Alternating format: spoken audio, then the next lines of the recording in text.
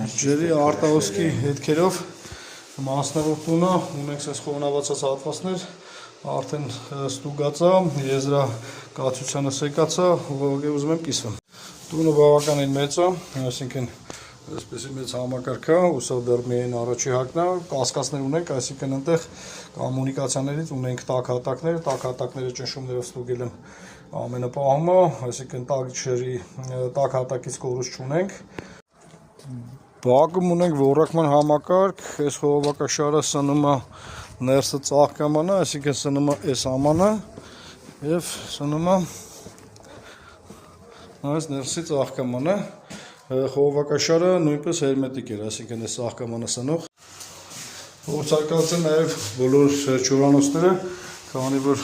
չորանոցները գալիս են, այսինքն չորանոցների սնող համակարգը գալիս է այս անկյունով։ Ուսումնասիրությունների արդյունքում եզրահանգել եմ հետևյալը, այսինքն խոնավաչափով ամբողջովին այս դարակի մեջ պատի տակ ամբողջովին խոնավ է, փայտեր են սրանք բոլորը խոնավ են, այսինքն խոնավությունը այս զոնան է,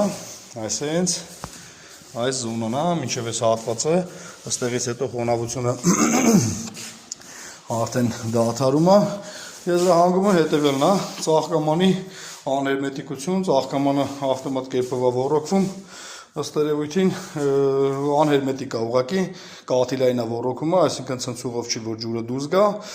ըստ երևույթին իրարից այդ ջրահեռացման մեկ էլ այդ հիդրոիզոլացիայի հանգույցն է, լուծումը միայն պետք է ծաղկամանը դատարկեն, հիդրոիզոլացիայի վրա կրկին աշխատեն։ Այսինքն այս խոնավության պատճառը պետք է լինի ծաղկամանից